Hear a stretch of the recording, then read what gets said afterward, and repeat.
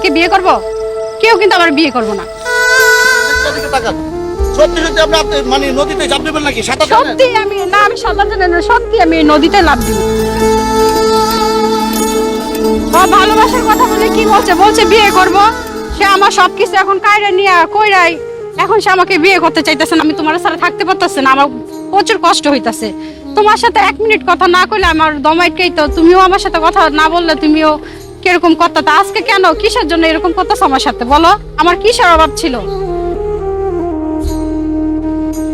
তুমি তো আমার অনেক ভালোবাসতা, তাই এখন ভালোবাসো না কেন? মশুর, তুমি এটা কি করলে আমার সাথে বলো? বিয়ের প্রতিশ্রুতি দেখায় তুমি বিয়ে করো নাই। সমাজে তুমি আমার একটা কলঙ্কিত দাগ লাগাইলা। আমি কিভাবে বাঁচবো? আমার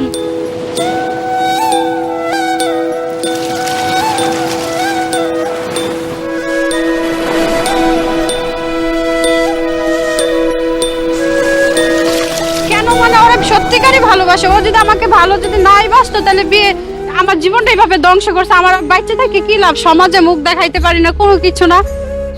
আমার আর ভালো লাগতেছে না ওর সাথে থাকতে। আপনারা কি ওর সাথে আমার বিয়ে পড়া দিতে পারবেন? তা কাজের সাথে কথা আমি কি বলবো? তাহলে আপনার ভিডিও নিতেছেন কিসের জন্য? আমি মশুরকে একটা কথাই বলতে চাই, মশুর তুমি যদি আমার এই ভিডিওটা দেখো তাহলে তুমি মানে সত্যিকারই ভালোবাসা সমাজেতে তুমি ই করো। আমি তোমার যদি না পাই কি আর হইব? সত্যিকারই ভালোবাসা তো কোনো পাওয়া যায় না। মানে সে তো আমার এখন বিয়ে করতে চাইতেছে না, তাহলে আমার এই জীবন রেখে কি লাভ? ও যদি আমার বিয়ে না করে আমি কি সমাজে মুখ দেখাইতে পারবো? ওর জন্য আজকে আমি কলঙ্কিত হয়েছি সমাজে, ওর জন্য আমি সমাজে এলাকাতে মুখ দেখাইতে পারি না। তা আমি চাই মশুর আমার বিয়ে করবে। ওর সাথে আমার বিয়ে ছাড়া সবকিছুই হয়েছে।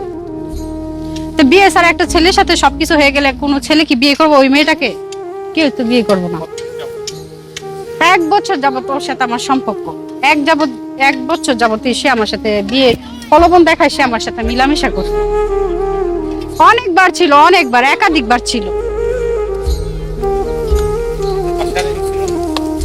বাসাতে পরিবার তো সবসময় বাসায় থাকে না। আমার বাবা গৃহস্থে কাজ করে, অনেক সময় খেতে কামারে থাকে। ও এই সুযোগে আমার বাসায় যাইতো আসতো। ওরা অনেক নিষেধ করার পরও জোর করে আমার বাসায় যাইতো। ও জোর করে আমার মনটা নিয়ে দুর্বল বানায় এখন সে আমার বিয়ে করতে অস্বীকার করে। কেন করবো? বাসায়, হোটেলে, অনেক জায়গায় নিয়ে গেছে, অনেক জায়গায়, অনেকটি জায়গায়। আমি কয়টা জায়গার নাম বলবো? মাইমাসিং, নেত্রকোনা, মোহনগঞ্জ, ফুলবাড়ি, অনেক জায়গাতে সে আমার সাথে ছিল। না, কক্সবাজার যায়নি। আমি সারাদিনই দেখতেছি।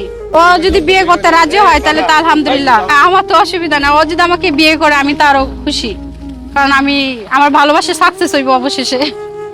বিবাহিত ছিল না, আমার আগে বিয়ে হয়েছে, আমার একটা মেয়ে আছে।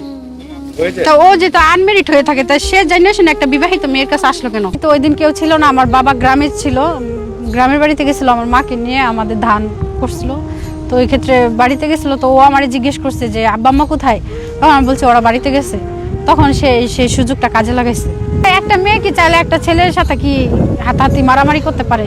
বিষয়টার জন্য তার বলছে যে তুমি আমার সাথে এরকম করো না। তখন কিন্তু সে অ্যাকচুয়ালি মূলত সবকিছু তো আসলে বলা যাচ্ছে না, মানে লজ্জারও একটা বিষয়। মানে আমি বলছি যে তোমার সাথে এরকম কিছু করবো না আমি। পরে এক কথায় 2 কথায় সে কিন্তু মানে আমার ঘরের ভিতরে আমার মানে বিছানার মধ্যে ঢাকা মেরে শুয়ে জড়ায় টড়ায় ধরে এইভাবেই মানে সম্পর্কটা তৈরি হয়। তাই একটা মেয়ে কি চাইলে একটা ছেলের সাথে কি হাতাহাতি মারামারি করতে পারে না কিন্তু। আর আমিও কিন্তু তাকে বিশ্বাস করে ফেলাইছি, ভালোবাসা লাইছি। কিন্তু সে কিন্তু প্রথম দিন যেটা করছে আমার সাথে, ওটা কিন্তু সে আমার ইচ্ছার বিরুদ্ধেই মূলত জোর জবরদস্ত করে বলছে। আমি বলছি দেখো আমি কিন্তু চিল্লানি দিব, মাইসা কিন্তু শুনবো, মাইসা আসলে কিন্তু তোমার সমস্যা হইব। কয় দে তুই জোরে চিল্লানি দে, দেখি তোর কিরকম, তুই যদি পারোস আমার মায়ের খাওয়াতে তো খাওয়া, মানে এরকম ধরনের আরো করতো। হ্যাঁ, ইচ্ছা তো যেহেতু ভালোবাসা ফেলাইছি তাকে, হ্যাঁ ইচ্ছা তো দুজনেরই ছিল, দুজনের সম্বন্ধিতে এটাই হয়েছে। ভালো শুরু থেকে ওই বেশি বাসছে আমার, আমি না। আমি তাকে এই যে এখন ভালোবাসি, কিন্তু শুরু থেকে আমি তার প্রতি দুর্বল ছিলাম না, সে আমার প্রতি অনেক দুর্বল ছিল। মানছি যে আমি তাকে সবকিছুর পরে আমি তাকে ইচ্ছাকৃতভাবে সবকিছুই দিছি, তাকে ইচ্ছাকৃতভাবে। সে কেন আসলো আমার কাছে?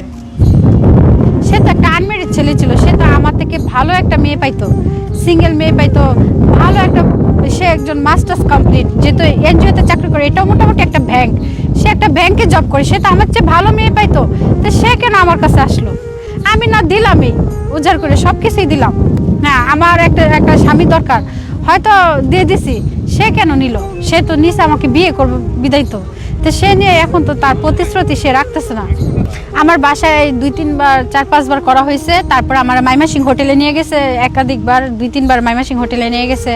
তারপর আমাদের এখানে মানে মানে কি জানি হিজলমন, এইখানে আরো বিভিন্ন জায়গায়, আমাদের এলাকাতে বিভিন্ন জায়গায় নিয়ে গেছে, ওর বন্ধুর বাসায় নিয়ে গেছে আমাকে অনেকবার। ইচ্ছাটা ওরই ছিল বেশিরভাগ, কিন্তু আমি ওকে ভালোবাসতাম, কিন্তু আত্মসম্মানের ভয়ে আমি এই মুখটা খুলতে পারি নাই কারো কাছে। তারপরে আমি অবশেষে আমার পরিবারকে জানাই যে বাবা, আমার তো এরকম একটা দুর্ঘটনা ঘটে গেছে। তখন আমার পরিবারও তার সাথে কথা বলছে যে তুমি যে একটা কাজ করলা, তুমি বিয়ে করো মেয়েটাকে। বলছে যে হ্যাঁ আমি বিয়ে করবো, আমার 1-1.5 মাস একটু সময় দেন, যে তো চাকরিটা করে আমার বোনও আছে একটা, আমার বোনটারে উঠাই দিই, তারপরে ওকে আমি বিয়ে করবো আনুষ্ঠানিকভাবে।